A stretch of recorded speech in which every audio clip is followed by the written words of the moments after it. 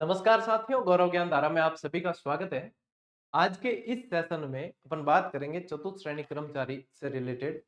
जो चतुर्थ श्रेणी कर्मचारी की एक बहुत बड़ी भर्ती राजस्थान में आई हुई है, 50,000 से अधिक पोस्ट है और आप लोगों के पास में गोल्डन अपॉर्चुनिटी है कि आप लोग इस एग्जाम को क्रैक करके सरकारी नौकरी में आने का सपना पूरा कर सकते हैं। सबसे पहली बात तो ये है कि इस भर्ती को हल्के में नहीं लेना है और ये नहीं सोचना है कि हमारा सर जो है चतुश्रेणी बनेंगे, लोग क्या कहेंगे, ये करेंगे। देखो, लोग जो अगर कहना चाहेंगे तो सबसे पहली बात वे लोग कहना चाहेंगे या कहेंगे जो कुछ भी नहीं है, जो खुद सफलता नहीं देखे या जिनको सिर्फ बातें करनी है। तो दुनियादारी की तो अपने को यदि परवाह करेंगे तो फिर अपन जो है सही तरीके से एग्जाम क्रैक नहीं कर पाएंगे और अपना ये जो जीवन है, अपनी ये जो लाइफ है, ये उलझन भरी रह जाएगी। तो इस चीज में नहीं पड़े। दूसरी बात, आपके पॉइंट ऑफ व्यू से बताएं तो ये बताऊं कि चतुश्रेणी कर्मचारी आप बन जाओगे तो 3-4 साल बाद में प्रमोशन होके आप एलडीसी बन जाओगे। ठीक है, यानी कि एक रास्ता है आप लोगों को सरकारी नौकरी के अंदर आने का। और चूंकि ये पहली बार ही आई है भर्ती, बाकी अनुकंपा से नियुक्तियां होती रही है इसके अंदर, तो आप लोगों को एक अच्छी मेहनत करनी है और अच्छी मेहनत करके इस पोस्ट को निकालना है। मैं इसमें पूरा मास्टर प्लान बताऊंगा आप लोगों को, क्या क्या सावधानियां रखनी चाहिए, किस तरीके से आपको आगे बढ़ना है। जो आपके पास में 5-5.5 महीने अब बचे हैं, जब मैं ये वीडियो बना रहा हूँ, जब ये शूट कर रहा हूँ, तब से आप लोगों के पास में 5-5.5 महीने बचे हैं। उसमें आप अच्छी तरीके से इसको कर जाओगे यदि इस तरीके से पढ़े हो। ठीक है, इस वीडियो में मेरी भी देखो पुस्तकें आती हैं, मेरी भी टेस्ट सीरीज आती है, या जो भी है, जो भी चीजें हैं जिनसे हो सकता है कि मुझे हित पहुंचे या फायदा मिले, लेकिन इस वीडियो में मैं इनका जिक्र नहीं करूंगा क्योंकि ये वीडियो जो है आप लोगों को शुद्ध रूप से मार्गदर्शन देने के लिए है। मैं जानता हूं कि ऐसे मार्गदर्शन के वीडियो होते हैं, उन पे व्यूज बहुत आते हैं और विद्यार्थी सभी देखना चाहते हैं। तो उसका जो है अपन एक दूसरा लाभ, यानी कि खुद अपनी पर्सनल ऐड नहीं करके मैं सिर्फ आप लोगों को वह चीज बताऊंगा जो आप लोगों के लिए जानना जरूरी है और आप लोगों के लिए आगे तैयारी करके सिलेक्शन लेने के लिए जरूरी है। ठीक है, तो मेरा पॉइंट ऑफ व्यू क्लियर है, आप लोगों का भी पॉइंट ऑफ व्यू क्लियर होना चाहिए। अपन बात करते हैं मास्टर प्लान क्या होगा और किस तरीके से आगे बढ़ना है। उससे पहले अपन जो है चतुर्थ श्रेणी कर्मचारी के अंदर आप लोगों के परीक्षा पैटर्न को जान लेते हैं कि आप लोगों के परीक्षा पैटर्न क्या रहने वाला है। ठीक है, परीक्षा पैटर्न को जान लेना बहुत जरूरी है। देखो, इसके अंदर चूंकि ये आ चुका है, अब देखो एक उन विद्यार्थियों को मैं पहले ही बता दूं कि जो विद्यार्थी कह रहे हैं गुरुजी राजस्थान जी के बढ़ाने के लिए मांग उठाइए, या राजस्थान जी के बढ़ेगा या नहीं बढ़ेगा, या हमें किस तरीके से तैयारी करनी है, या सिलेबस चेंज होगा तो क्या हम अभी पढ़ना शुरू करें या नहीं करें। एक चीज मैं बता दूं, देखो राजस्थान जी के बढ़े या नहीं बढ़े, सबसे पहली बात कि राजस्थान की वैकेंसी है तो राजस्थान के विद्यार्थियों को फायदा होना चाहिए और राजस्थान जीके का वेटेज बढ़ना चाहिए, ये बात तो है ही। लेकिन एक बात हमेशा ध्यान में रखना कि इस चक्कर में कि बढ़ेगा उसके बाद में हम तैयारी करेंगे, सिलेबस चेंज हो जाएगा उसके बाद में तैयारी करेंगे, तो यहाँ पे आप भूल मत करना। यहाँ पे आप इस के भरोसे बैठना मत कि हाँ बढ़ेगा ही या उसके बाद ही हम तैयारी करेंगे। इसका एक अच्छा सा हल है कि आप राजस्थान जी के इसमें भी शामिल है, उसको पढ़ना शुरू करो, उस पे आप कमांड करनी शुरू करो। बढ़ेगा तो भी फायदा है, नहीं बढ़ेगा तो भी आपका वो चीज क्लियर हो जाएगी। तो इसके भरोसे नहीं बैठा जा सकता। इसके भरोसे आप लोगों के जो एक एक दिन निकल जाएगा, उसका बाद में आपको पछतावा होगा जब एग्जाम की डेट पास में आ जाएगी।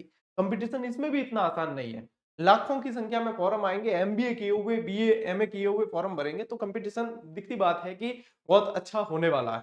ठीक है, तो इस चीज को ध्यान में रखना थोड़ा सा, और उसके हिसाब से आप लोग अपनी तैयारी को आगे लेकर चलें। ठीक है, देखो इसके अंदर क्या रहने वाला है, सामान्य हिंदी जो है, अनुमानित प्रश्न संख्या बताइए इसमें 30 प्रश्न आप लोगों के सामान्य हिंदी के आएंगे, क्योंकि 10th पास की वैकेंसी और 10th तक अपन ने हिंदी जो है अनिवार्य लैंग्वेज के रूप में पढ़ी है। इसमें हिंदी और इंग्लिश जो होती है ना, इसके अंदर आप लोगों के क्या आता है, व्याकरण आती है। क्या आती है, व्याकरण। ऐसा नहीं है कि आप लोगों को किसी कवि की रचना पूछ लेंगे या उसके अंदर से सवाल जैसे कि एकेडमिक एग्जाम में पूछते हैं, वैसा नहीं पूछा जाएगा। आप लोगों को जो है ग्रामर से रिलेटेड पूछने, जैसे संधि समास वगैरह, ये जो हो गए, तो इनका डिटेल सिलेबस भी है, मैंने एक वीडियो बनाया भी था, उस पर आप देख सकते हो। तो आप लोगों को वहां पे जो है ये चीज ध्यान रखनी है, आपको ग्रामर यानी कि इसमें ज्यादा से ज्यादा आप लोगों को उदाहरण देखने हैं, परिभाषाएं याद नहीं करनी है, सिर्फ समझनी है। अब एकेडमिक दौर से आपको बाहर निकलना है, परिभाषाएं रटने मत बैठ जाना, सिर्फ समझना है कि इससे उदाहरण कैसे सॉल्व होते हैं, क्योंकि ये एमसीक्यू एग्जाम है, वस्तुनिष्ठ परीक्षा है। ठीक है, तो इसको ध्यान रखेंगे। यहाँ पे अपन ध्यान रखें कि और आपके क्या आने वाला है, तो इसके अंदर आप लोगों के जो है 50 नंबर का सामान्य ज्ञान दिया है। क्या दिया है, 50 नंबर का सामान्य ज्ञान दिया है, जिसमें आप लोगों के भूगोल है। ठीक है, अब ये जो सामान्य ज्ञान दिया है ये राजस्थान जीके ही है। ये क्या है, ये राजस्थान जी के ही है, चीज को ध्यान रखेंगे। ठीक है, भूगोल है आप लोगों के, इतिहास कला संस्कृति है, इसमें राजस्थान स्पेशल दे दिया, यहाँ नहीं दिया है, लेकिन यहाँ पे भी राजस्थान ही है, इस चीज को ध्यान में रखें। ठीक है, भारतीय संविधान एवं राजस्थान राज्य के विशेष संदर्भ में राजनीतिक एवं प्रशासनिक व्यवस्था। अब इसमें पूरा जो है राज व्यवस्था पूरी नहीं है इसके अंदर। ठीक है, इस चीज को ध्यान रखें, पूरी राज व्यवस्था नहीं है, लेकिन भारतीय संविधान की विशेषताएं हैं और राजस्थान राज्य के विशेष संदर्भ में राजनीतिक व्यवस्था है, यानी कि आपको राज्यपाल, मुख्यमंत्री वगैरह ये पढ़ने पड़ेंगे। ठीक है ना, इसको ध्यान रखना है। फिर जो डिटेल सिलेबस दे रखा है उसमें इन चीजों को मेंशन कर रखा है। अब यहाँ पे मैं राजस्थान शामिल है इसलिए कह रहा हूँ क्योंकि डिटेल सिलेबस में राजस्थान ज्योग्राफी के टॉपिक दे रखे हैं। ठीक है, तो ये ध्यान रखना है। सामान्य विज्ञान है, इसके अंदर कुछ एक ही टॉपिक है इसके, और वो भी दे रखे हैं। समसामयिक घटनाएं, करंट है, और बेसिक कंप्यूटर है, और सामान्य गणित दे रखा है। ठीक है, इनके ये वेटेज है यहाँ पे। जैसे कि आपके भूगोल है 10 प्रश्न आएंगे, इतिहास कला संस्कृति के 10 आएंगे, भारतीय राज्य व्यवस्था और राजस्थान की राज्य व्यवस्था से संबंधित 10 आएंगे, फिर विज्ञान के 5 प्रश्न आने हैं, समसामयिक घटनाओं के 10 आने हैं, और बेसिक कंप्यूटर के आप लोगों के 5, और गणित के जो है 25 प्रश्न आप लोगों के पूछे जाने हैं। कुल मिला के आप लोगों के हो जाएंगे 120 प्रश्न। तो ये ध्यान रखना है, 2 घंटे का टाइम पीरियड रहने वाला है। अब सबसे पहली चीज कि जहां पे ज्यादा है वेटेज, जहां पे वेटेज ज्यादा है वहां पे आप लोगों को ध्यान भी ज्यादा देना है। जैसे कि देखो यहाँ पे क्या है, 30 प्रश्न अनुमानित हिंदी के ही दे रखे हैं, यानी कि आप लोगों को हिंदी को घोट कर पी जाना है। ठीक है, हिंदी को घोट कर पी जाना है, क्योंकि हिंदी 30 प्रश्न है। यदि आपका किसी सब्जेक्ट में कमजोर है प्रदर्शन तो वो यहाँ से कवर हो जाएगा। ठीक है, इसके अलावा यदि जीके देखे अपन, तो देखो जीके के ये इनको काउंट कर लो, साथ में जीके को मिला लें अपन, तो ये भी हो जाते हैं कितने, 30 प्रश्न। तो इस पे भी ध्यान देना उचित। ठीक है, अब विज्ञान, और ये देखो ये विज्ञान और कंप्यूटर, ये दोनों मिला के, ये विज्ञान और कंप्यूटर दोनों मिलाएंगे तो 10 प्रश्न है, और समसामयिकी अलग से जो है आप लोगों के 10 प्रश्न है। तो वेटेज को डिवाइड करना है। ये आप लोगों के क्या है, मैथ्स है, तो इसके आप लोगों के 25 प्रश्न है। तो जहां पे मैं ये कह रहा हूं कि जहां पे वेटेज ज्यादा है वहां पे आप लोगों को ध्यान भी ज्यादा देना है। जहां वेटेज ज्यादा है वहीं पे ध्यान ज्यादा देना है, इस चीज को हमेशा ध्यान में रखना। क्योंकि जहां पे प्रश्न, अब ये भी है, कई विद्यार्थी कहते हैं गुरुजी कर्मचारी चयन बोर्ड जो है वेटेज को फॉलो ही नहीं करता, कहीं से प्रश्न क्या दे देता है, कहीं से क्या दे देता है। तो देखो इसके भरोसे कि पिछले एग्जाम में उन्होंने ऐसे किया था किसी एग्जाम में, तो उसके भरोसे अपन आने वाले जो रूपरेखा दे रखी है, परीक्षा का पैटर्न दे रखा है, उसमें अपन भूल नहीं कर सकते। उसमें यदि अपन भूल करते हैं, उसमें वहां चूक करते हैं, तो फिर अपना ही नुकसान होता है। ठीक है, यानी वेटेज जहां ज्यादा है उस पर ज्यादा ध्यान देना है, ये क्लियर है, चीज को ध्यान में रखेंगे। ठीक है, ये तो है परीक्षा पैटर्न इसका। अब देखें अपन की परीक्षा जो है पैटर्न, क्वेश्चन किस तरीके से आने हैं। तो ऑब्जेक्टिव यानी कि एमसीक्यू को बोलते हैं अपन, ठीक है ना, multi choice question. Maximum marks जो है 200 और प्रश्नों की संख्या 120 है। ठीक है, 2 घंटे का पेपर है, और इक्वली मार्क्स है इनके 1.3, ये 1/3 यानी कि 1/3 क्या है, नेगेटिव मार्किंग है। 1/3 क्या है, नेगेटिव मार्किंग है। ये चीजें ध्यान में रखनी है। ठीक है, तो ये सामान्य बेसिक जानकारी आप लोगों को चतुश्रेणी कर्मचारी के बारे में, ये मैंने कोई अलग से नहीं बताई है, आप लोग सभी इससे वाकिफ हो, जानते हो जो तैयारी कर रहे हैं, क्योंकि अब तो फॉर्म भर रहे हैं, तो यहाँ पे आप लोगों ने गलतियां नहीं करनी है। ठीक है, अब बढ़ते हैं अपन अपनी मेन चीज जो है अपना, कि भाई अब करना क्या है गुरुजी। तो मैंने आप लोगों के लिए कुछ कई सारे पॉइंट नोट करके रखे हैं कि आप लोगों को क्या करना है। सबसे पहले यदि आप लोग तैयारी करते हैं ना किसी चीज की, तो आप लोगों के पास में होना चाहिए सिलेबस, और सिलेबस प्रिंट करवा देना। सिलेबस होना चाहिए आप लोगों के पास में प्रिंटेड। ठीक है, प्रिंट करवाने का इसलिए कह रहा हूँ 5-10 रुपए लगते हैं आप लोगों के, लेकिन प्रिंटेड सिलेबस तो होता है ना, तो बार बार एक तो मोबाइल खोल के देखने की जरूरत नहीं पड़ती, एक अपने ध्यान में होता है कि हाँ इस टॉपिक को क्लियर कर लिया या नहीं कर लिया। तो ये सबसे पहला कदम है कि आप लोगों के पास में प्रिंटेड सिलेबस होना चाहिए आपके टेबल पे। Is that clear? उसके बाद में जब आप लोगों के पास में प्रिंटेड सिलेबस आ गया, तो सिलेबस को समझो, पैटर्न को समझो कि क्या क्या किस तरीके से दे रखा है, कौन कौन से टॉपिक है। ऐसे नहीं कि जो टॉपिक शामिल ही नहीं है आप उसी को याद करने में पड़े हो, और उसके बाद पता चलता है कि ये तो शामिल था ही नहीं। ठीक है, सिलेबस एनालिसिस का आप लोग यदि कहेंगे तो मैं एक अलग से सेपरेट वीडियो बनाकर दे दूंगा कि इस सिलेबस को कैसे कवर किया जाए, इस पे कौन कौन से टॉपिक इंपॉर्टेंट है, कौन से नहीं है, इस पे भी एक अलग से सेपरेट वीडियो बना दूंगा। क्योंकि मैंने टीचर वैकेंसी में बनाए थे, उन सभी के लिए लाभदायक रहा, और वो बच्चे आज सिलेक्शन लेके अपनी नौकरी कर रहे हैं। ठीक है, तो यहाँ पे ये ध्यान रखना प्रिंटेड होना चाहिए। फिर बात आती है, ये प्रिंटेड कर लिया, अब मान लीजिए एक टॉपिक दे रखा है कि कोई भी टॉपिक ले लेते हैं, जैसे कि मृदा दे रखा है, ठीक है, या भौतिक प्रदेश दे रखा है, या जो भी। तो इनको पढ़ने का एग्जाम के लेवल के अनुसार पढ़ने का तरीका होता है। यही मृदा टॉपिक आरएस में भी पूछेगा एग्जामिनर प्रश्न, तो उसका लेवल बहुत हाई होगा। यही मृदा वाला टॉपिक अपने चतुश्रेणी कर्मचारी में पूछेगा तो उसका लेवल बिल्कुल उसके जैसा होगा। जैसे कि पशु परिचर के अंदर सवाल आए थे, पशु परिचर में आए थे, तो पशु परिचर में क्या था मैंने बताया था आप लोगों को। 1 मिनट आप चालू रखें, कॉल आ रहा है।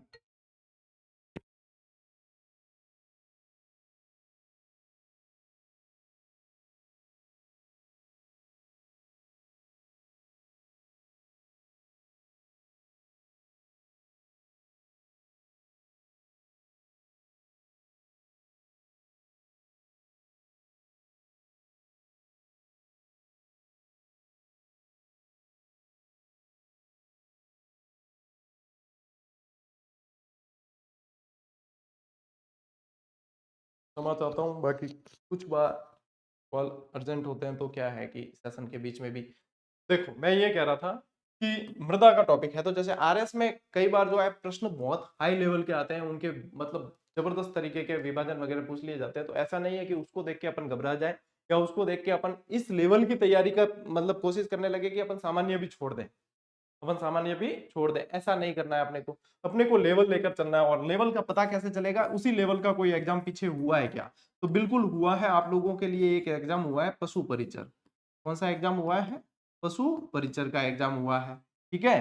तो पशु परिचर का जो एग्जाम हुआ उसमें देखना लेवल। मैंने बहुत चीख चीख के कहा था विद्यार्थियों से कि आप लोग बहुत ज्यादा गहराई में जाने से बचो, टॉपिक पूरा क्लियर करो, लेकिन आप ऐसा नहीं कि बहुत ज्यादा गहराई में जाते ही जा रहे हो, क्योंकि कुशल तैराक ही हमेशा डूबा करते हैं, ये भी सत्य है।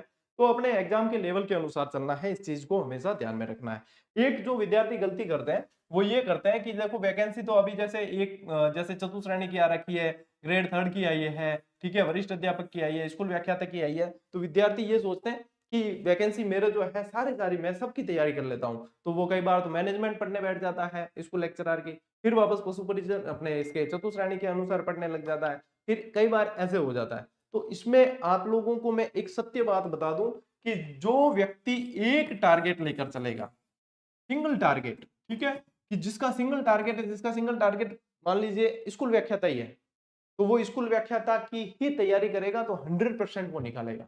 जिसका टारगेट चतुश्रेणी कर्मचारी है तो उसका ध्यान कहीं भटकेगा ही नहीं, उसको सिर्फ मछली की आंख दिख रही है तो वो वैकेंसी उसकी है। इसलिए सिंगल टारगेट लेकर चलो तो 100% सफलता है। यदि दो नावों की सवारी करते हैं तो फिर डूबना निश्चित है, और अपने पास में तो नावें अब बहुत सारी दिख रही है। तो ये आप लोगों को डिसाइड अभी कर लेना है, 4 दिन लगाओ चाहे डिसाइड करने में कि करना क्या है। लेकिन मैं पहले कह रहा हूं कि एक टारगेट, सिंगल टारगेट लेकर चलो ताकि पछताना नहीं पड़े, ये बहुत मोस्ट इंपॉर्टेंट फैक्ट है, ठीक है। और ये मैंने कह दिया कि जहां ज्यादा वेटेज है वहां पे आप लोगों को फोकस ज्यादा करना है। अब सिलेबस बदलेगा गुरुजी तो हम क्या करें? भैया जो सिलेबस आप लोगों को जैसे जो चीजें सामने दिख रही है वह तो आप कवर करके चले। राजस्थान जीके आप लोग चाहते हो कि बड़े या जो भी बड़े तो क्या होगा, तो राजस्थान जीके वाली चीज तो कवर कर लो कम से कम। यदि वो कवर कर लोगे तब भी तो आप लोगों के जो है चीजें आप लोगों के कंट्रोल में रहेगी। तो इसलिए आप लोगों को ध्यान में रखना है। 1 मिनट चालू रखें आप।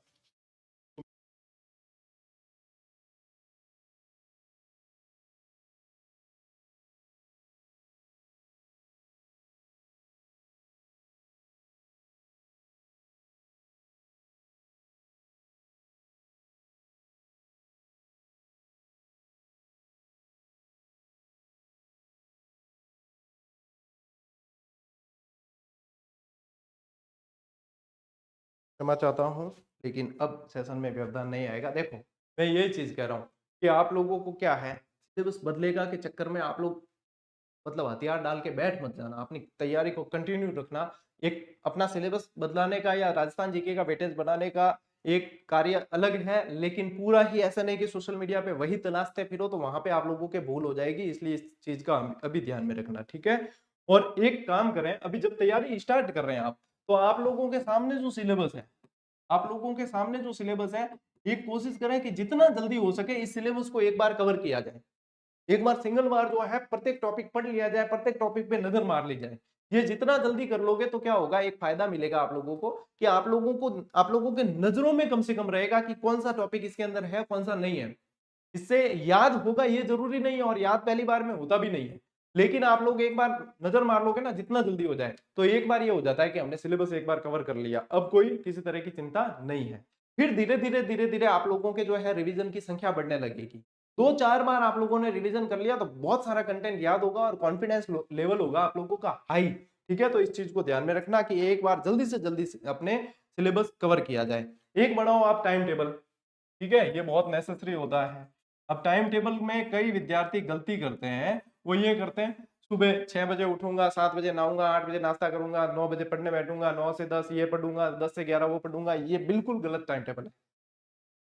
मान लीजिए कि आपने टाइम टेबल डिसाइड किया कि आप 10 बजे जो है राजस्थान जीके पढ़ना शुरू करोगे और 1 बजे जो है आप उसको दूसरे सब्जेक्ट को ले लोगे। अब मुझे बताओ, आप कोई टॉपिक पढ़ रहे हो, आप महाराणा प्रताप पढ़ रहे हो, हल्दी घाटी का युद्ध का आपने फैक्ट पढ़ने शुरू किए हैं और आप लोग 1 बज गया और उसको बीच में छोड़ दोगे, तो उस टॉपिक को पढ़ने का कोई मतलब नहीं है, उस टाइम टेबल का कोई औचित्य नहीं है। टाइम टेबल ऐसे बनाओ, सब्जेक्टिव टाइम टेबल बनाओ।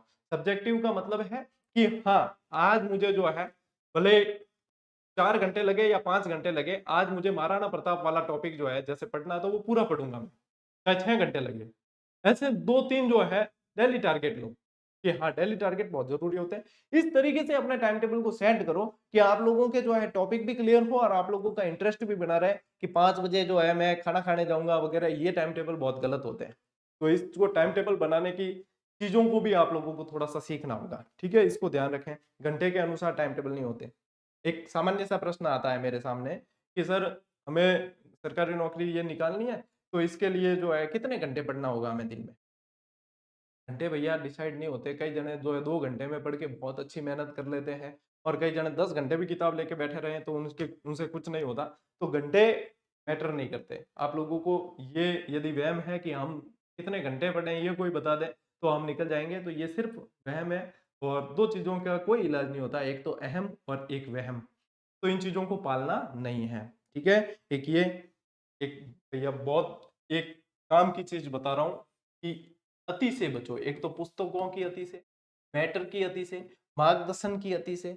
अति सर्वत्र वर्ज्यते ऐसे ही नहीं कहा गया, ये अति घातक है, अति से बचना है। ऐसा नहीं आज मेरा गाइडेंस का वीडियो देख रहे हो और 10 दिन तक अलग अलग गाइडेंस के वीडियो देख रहे हो तो फिर वहां पे तो आप लोगों के नैया हो गई पार, ठीक है। तो अति से बचना है। किताबें भी बहुत ज्यादा नहीं होनी चाहिए। एक गाइड आप लोगों के पास में जरूरी है, ठीक है, कोई भी एग्जाम है चाहे। अब गाइड कौन सी होगी ये सवाल आ जाता है। तो देखो, मैंने पहले ही कहा है कि मैं यहाँ पे आप लोगों को न तो मेरी पुस्तकों की बात करूंगा और न किसी की।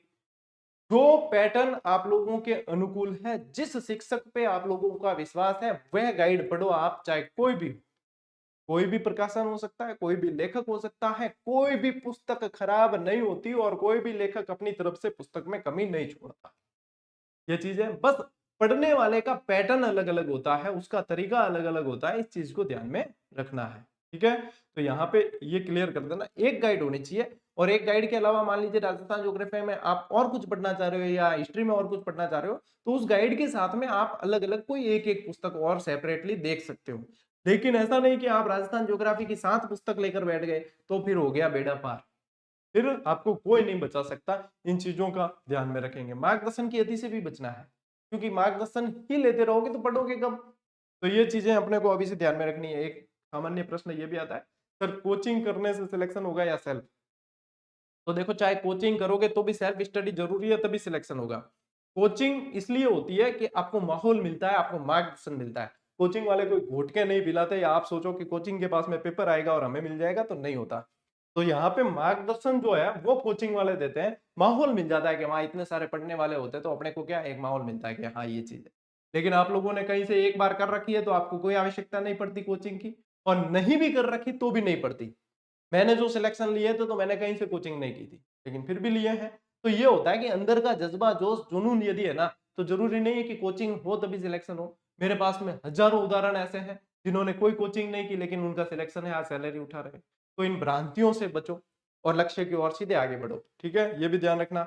और एक ये है कि तुलना किसी से नहीं करनी। तुलना के अंदर इन द सेंस ये है कि आप लोग तुलना कई बार पेपर में भी करने लग जाते हो, आरएस में ये पूछा था आप ये पूछ लिया, तो वो तुलना भी नहीं करनी है। दूसरी, कि फलाने जी को जल्दी याद हो रहा है, मुझे तो हो ही नहीं रहा, यानी मेरा सिलेक्शन नहीं होगा। तो तुलना करने से क्या है, नेगेटिविटी आती है। या तो आएगी अंदर नेगेटिविटी, या फिर आएगा ओवर कॉन्फिडेंस। अपन किसी से बेहतर है तो ओवर कॉन्फिडेंस आ जाएगा, और नहीं है बेहतर तो नेगेटिविटी आ जाएगी। इसलिए तुलना नहीं कर रही है, अपना टारगेट सेट रखो, अपना क्या लक्ष्य है, अपने डेली टारगेट क्या है, उनको ध्यान में रखा, उसके अनुसार पढ़े, आगे बढ़े, छुट्टी। ये है तैयारी का मूल मंत्र। तो तुलना करो तो फिर करते ही जाओ, उसका कोई अंत नहीं है। लोग आपको डराएंगे, लेकिन डरना नहीं है। लोग कहेंगे फॉर्म बहुत आए हैं, पेपर बहुत स्तर बढ़ गया, ये हो गया, आप तेरे से क्या होगा, तू नहीं कर सकता, ये नहीं कर सकता। तो भैया, लोग तो डराएंगे लेकिन डरना नहीं है, क्योंकि अपने अंदर जो कॉन्फिडेंस है या अपनी जो सामर्थ्य है, अपनी जो शक्ति है, वैसी और किसी के अंदर नहीं है। हर व्यक्ति के अंदर अलग सामर्थ्य होता है और हर व्यक्ति कर सकता है। बहुत सारी असफलताओं के बाद भी व्यक्ति सफलता देखते हैं। तो घबराना नहीं है, अपना टारगेट लेके लगे रहो बस। लोगों का काम है कहना, कहने दो, अपने क्या फर्क पड़ता है। तो इसी सकारात्मकता के साथ में आगे बढ़ना है। और मैंने जितने मतलब आप लोगों के लिए पॉइंट थे ना, जो मास्टर प्लान में आप लोगों के शामिल शामिल होने चाहिए, मैं कह रहा हूँ इसमें से आप ज्यादा नहीं, आप लोगों ने 80% बातें भी फॉलो कर दी। तो आप लोगों का कमेंट होगा मेरे वीडियो के चैट बॉक्स में, जब एग्जाम हो जाएगा, इसका रिजल्ट आ जाएगा कि गुरुजी मेरा सिलेक्शन हो गया, मिठाई खिलाने कहाँ हूँ, और मुझे वह कमेंट चाहिए। और उसके लिए आप लोगों को ये जो बातें मैंने बताई है, इसको फॉलो करना है। देखो, मैंने पहले ही कहा था कि इस वीडियो में मैं न तो किसी पुस्तक की बात करूंगा, न टेस्ट सीरीज की, न कोई भी नहीं, जिससे आप लोगों को लगे या मुझे लगे कि इसमें मेरा हित हो रहा है। क्योंकि ये वीडियो जो मार्गदर्शन के होते हैं, वो शुद्ध मार्गदर्शन के होते हैं। किसी भी ब्रांड का, किसी भी चीज का प्रमोशन नहीं किया जाए इस वीडियो में। मेरा यही उद्देश्य था, ताकि आप लोग जो है स्वतंत्र दिमाग से सोच सको कि हमें करना क्या है। नहीं तो फिर लगता है कि गुरुजी ने उस पुस्तक का बताया, यानी कि उस पुस्तक वाले से 60 घंटे, तो वो चीजें हो जाती है यहाँ पे। तो अपने को ये चीजें ध्यान में रखनी है भैया, ठीक है। तो मेरी तरफ से आप लोगों को शुभकामनाएं पूरी पूरी है, और आप लोगों को इसी तरीके से पढ़ना है, आगे बढ़ना है। और अपनी जो क्लासेस है निःशुल्क, वो निरंतर चलेगी, इसी प्लेटफॉर्म पे मिलेगी, उसके लिए आप निश्चिंत रहें। और अन्य सूचनाओं के लिए आप टेलीग्राम से जरूर जुड़ जाएं। बस अभी इस वीडियो में साथियों इतना ही। अपन मिलते हैं अगले वीडियो में, अगले सेशन में। तब तक के लिए राम राम, जय हिंद।